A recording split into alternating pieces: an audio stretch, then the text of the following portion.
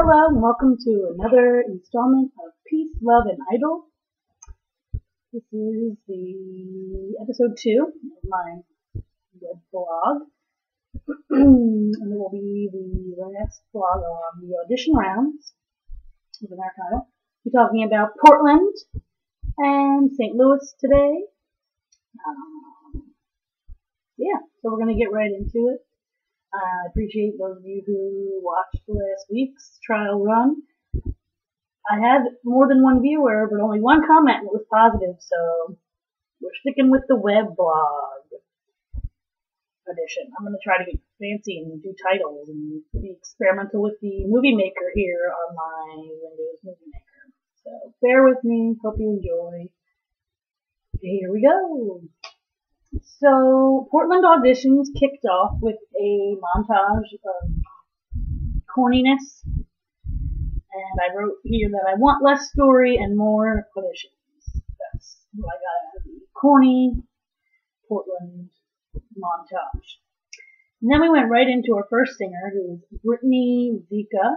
She was 21, and she was a fake-ass hipster. Said her nickname was something to do with hipster, I don't know. It's annoying. She had some dream about Sarah Bareilles. It was cheesy. It meant that she was supposed to come to American Idol and sing. So she sang a story by Brandi Carlile. I thought her voice was pretty, but it seemed like she forced the kind of uniqueness, quirkiness on it. Didn't seem genuine. She made some nice choices, though. She seems to know her jazzy, bluesy music. Definitely glad she lost the hat and glasses. She looked much better. Love that she tripped at the beginning. Don't know if it was fake or not, but it was definitely funny. And I gave her a 3 overall. Definitely interested to see what she does in Hollywood. I know that's like you could play a drinking game with how many times I say that, but the song choices in Hollywood are really going to be your big determination of whether people can hack this or not. And it starts tomorrow. I'm excited. So that was Brittany Zika. Next was just a montage of Portland auditions from season 6 that were terrible. It's quite hilarious. I remembered some of them that they went through. And that led us to our first terrible audition of the night, which was Ben Purdom. He was 18. He was gross. He was burping and sneezing and saying he didn't feel good, and it only got worse from there. The audition was terrible. I always wonder when people are from really far away, like he's from Philadelphia, why on earth you're in Portland? Did you just say, you know where I would like to visit for American Idol auditions? Portland. No one was really close. So I'll just hop a flight to Portland. In the second song he did, there were super bass, which I hate the song, but there were glimmers of being able to hold a tune. If he had singing lessons for like 5 years, he might be able to hold a tune. But it was bad. He had an enabling mom outside the audition room. Oh, he was sick. No, he sucks. Get it together, Mom. Get it together. We gotta see you bye. Next up was Jermaine Jones, and he is representing Pine Hill, New Jersey. I worked in the lovely county of Camden County for a long time, so I'm familiar with Pine Hill, so that was cool. Again, I wondered why he was in Portland. He is 6'8½", and don't take away my half, he said. He was super, super nervous, but he sang Superstar by Luther Vandross, which I really do enjoy that song. His voice was very deep, but it was smooth down there. It stayed in key down in the lower register. It was effortless, but it seems to overcome the nerves, because his nerves tend to lead him astray a little bit in his pitch. Just a bit. Just a couple times. So I gave him a 3.25. I think, like, being 6'8", whatever, that'll be kind of a quirky thing to get him through to maybe at least the end of Hollywood. We'll see what happens. I don't know. I'm interested to see what he does in Hollywood. Next up was Brittany Kellogg, and she was 27 years old. Cute, blonde, with two little boys. Got her backstory about her husband being a basketball player and cheating on her and telling her that she couldn't be a singer and blah, blah, blah. So then she was going to sing You're No Good by Linda Ronstadt, of course. I love that song. It's a good song for her. Great song for her voice, which is very important. For someone who might not be that great of a singer, if you pick a song that is like super good for your voice, it just sound a lot better. Because you like a genre of music doesn't mean you're good at singing. But overall, I said her voice seemed a bit average. We'll see. I could be totally off base, and then I will go ahead and admit that.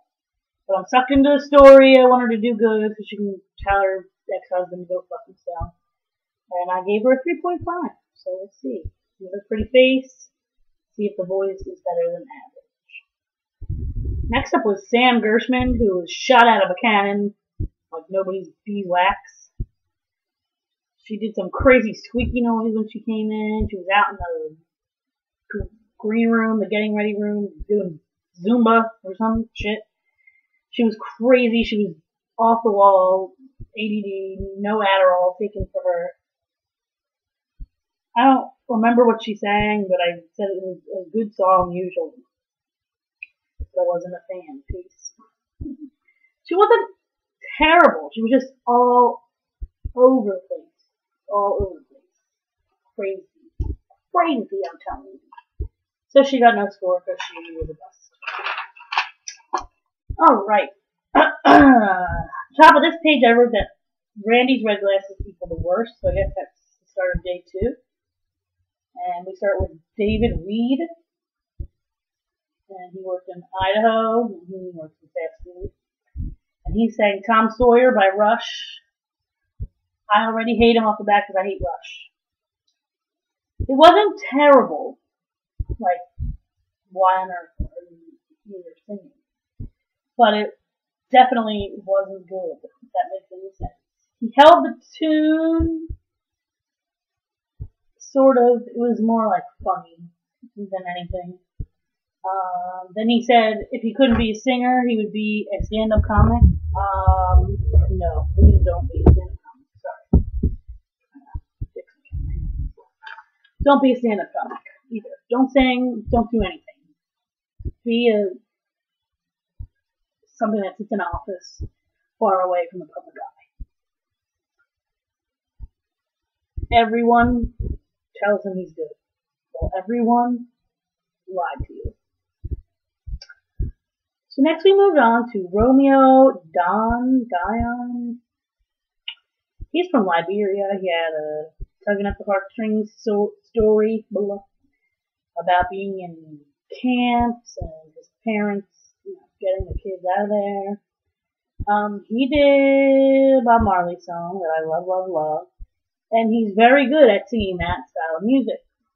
However, do I want everything turned into reggae songs? I don't. Could someone sign him to go put out an album that I will listen to all summer long? Because reggae is the bomb in the summer? Is he going to have trouble in Group Week in Hollywood? However, good job. Gave him a 3.25. We'll see. Maybe he'll bust out and break out of the reggae style. I doubt it. Apologize. I just had to throw food down my throat because I got started with this way too late. Not like you care. Okay, next was Naomi Gillis.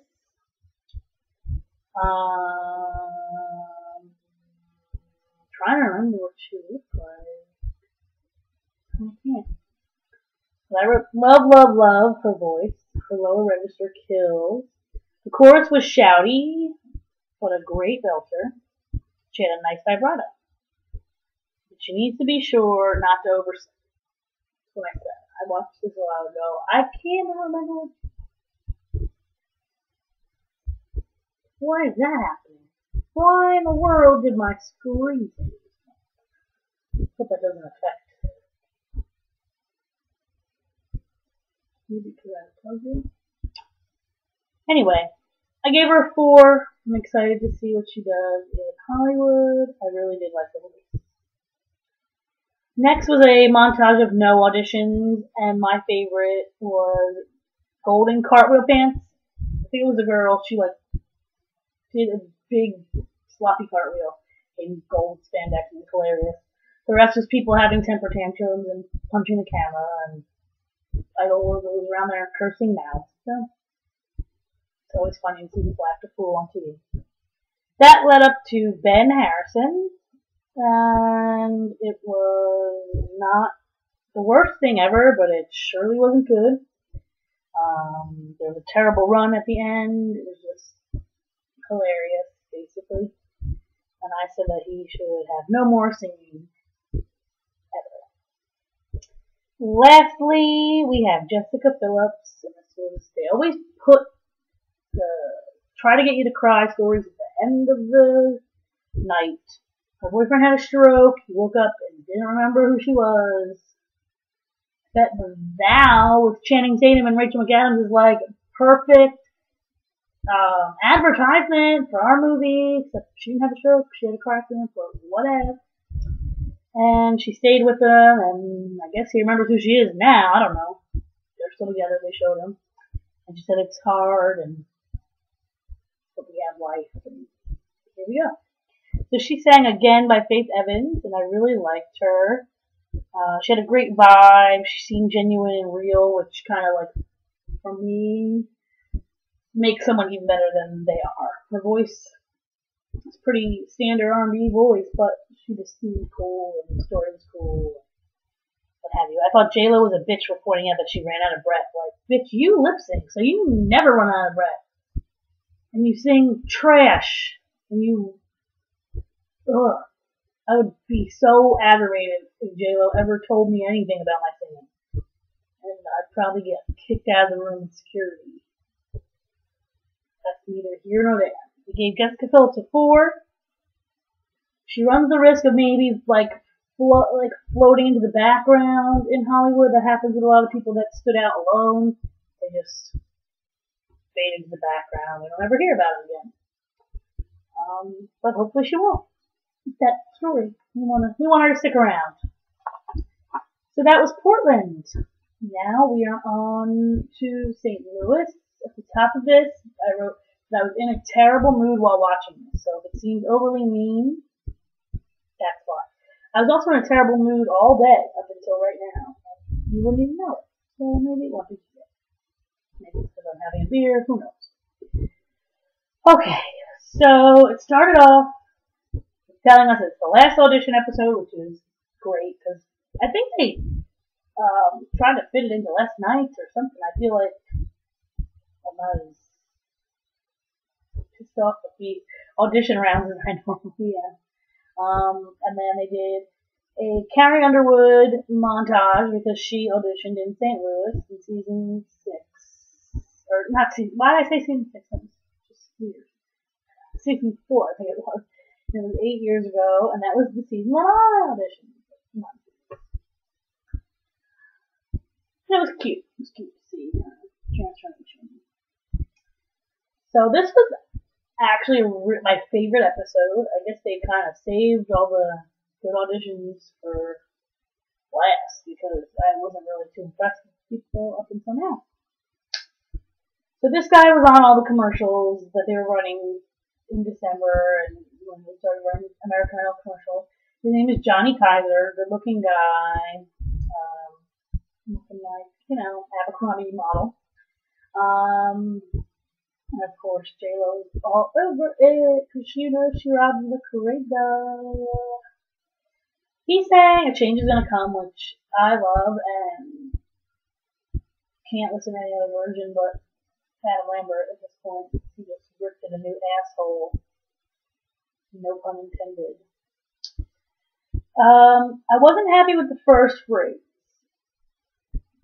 but I got so much better after that. I was like, I'm gonna have probably a weird face on and then, ooh. I could do without all the runs, way too many runs. I understand you're trying to make it your own. You don't always have to do that with runs. But he definitely has an effortless talent. Sounded like Gavin DeGraw at times, which I'm always a fan of. And I will predict now that he's going to be in the top 12 or whatever number they do. That's in the, weekly one goes home. Sure, I gave him a 4 though, because I don't want to. I'm not gonna hype it up too much. I want to see what Hollywood has. If he's like a douchebag, like I want to see his personality come out. You definitely get to see that in Hollywood. So next was like a montage of auditions that they made into a silent movie. And it was stupid and it pissed me off because I was in a bad mood. So I fast forwarded it. So I don't know what happened, and I don't care because I thought it was dumb. So then we'll move on to Rochelle Lamb, and she had a cute little daughter, and she was very pretty. I didn't like her song choice at all, but you can tell that she has a strong country voice. But I don't think the song flattered it at all. I wasn't amazed by her, but I mean, I feel like there's been a lot of country performers in the auditions that we've just seen. That's just the one we've seen. There's only like 10 an episode, not even. And like 42, 45 people go through it that we chose. So, she's going to probably fade into the background of country singers, but I gave her a 3.5. We'll see if we even remember who she was. Then there was another montage of terrible auditions. There was like a giant hairy Elvis singing Garth Brooks, and Steven was babbling incoherently.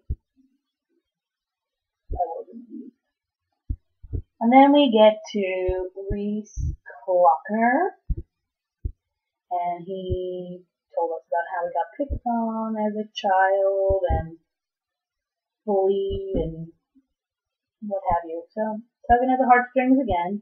He sang Lean on Me, and it was really good. I had watched my favorite web blog before I even watched the episode, because I live by DVR.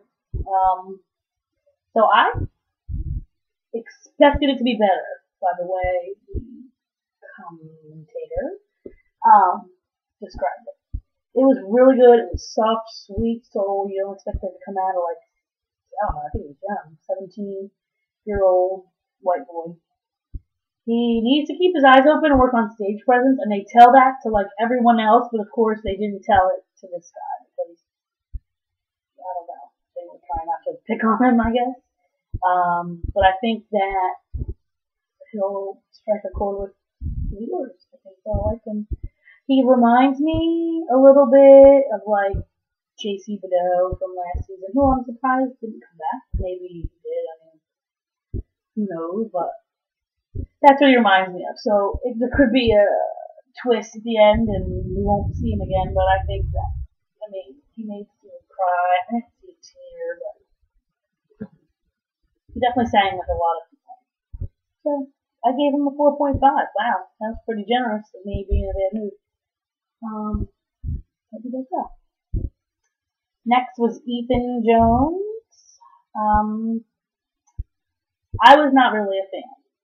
I thought he was very shouty and had not a lot of style. It was very plain.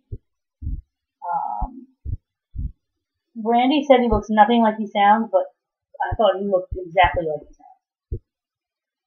What was he expecting? I don't know. He'll need to step it up.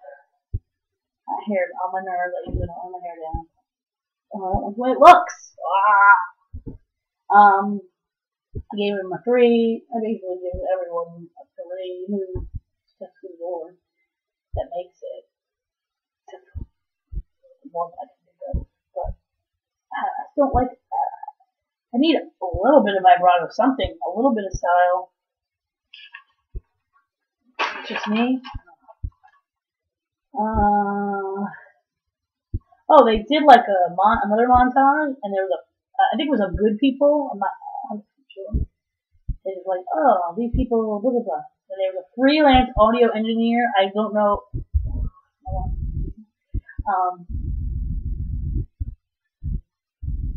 I don't remember what his name was or why I caught that he was a freelance audio engineer. He was hot. And Randy's shirt was super ugly. So next was Mark Ingram. Here's what I think happened. He worked at the hotel where the auditions were being held. I think that he is a good singer, but he was nervous. Right. Or two, he picked the wrong song for his voice. Not only the wrong song, but then when he sang something else, it was also Stevie Wonder, and he just can't sing Stevie Wonder, like I just mentioned before. You might love Stevie Wonder. I love Stevie Wonder, but not everyone can sing Stevie Wonder. Sorry. He can't hit the higher notes. His voice cracks every time. I mean, maybe he can when he's chilling, but if he's that nervous performing, he can't sing Stevie.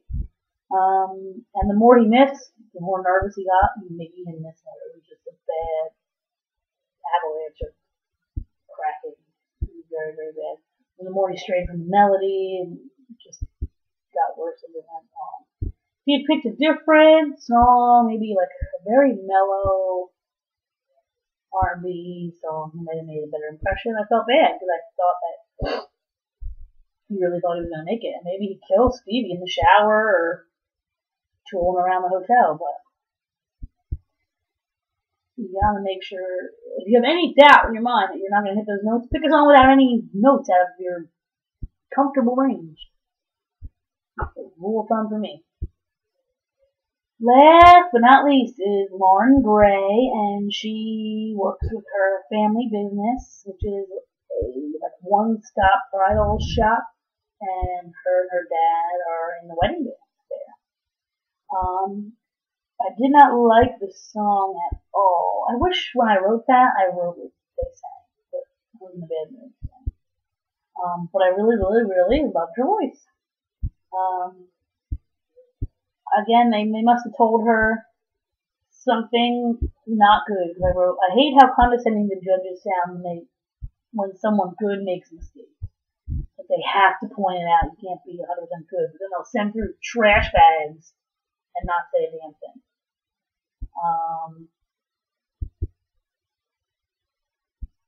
They were saying that like her voice breaks at the top, but I think when you have a soulful voice and you're singing like with emotion, I like the way the breaks sound sometimes.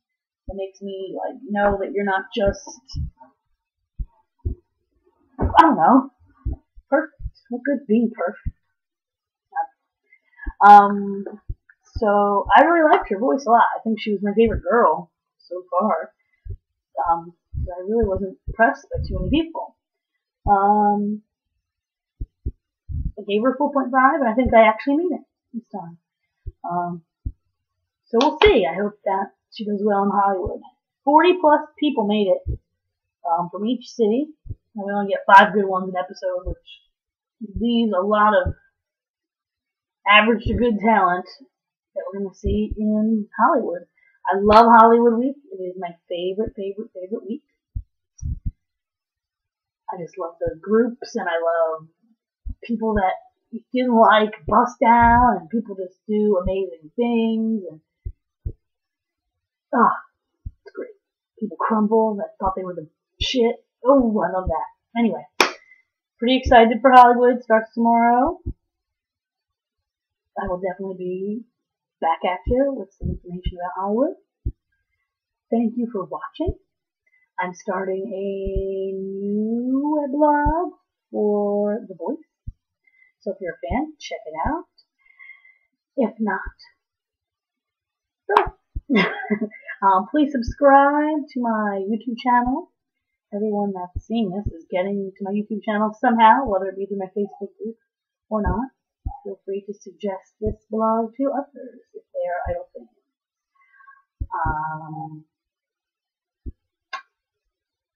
That's that. Hope you enjoyed it. Can't wait for Hollywood. See you next week. Bye.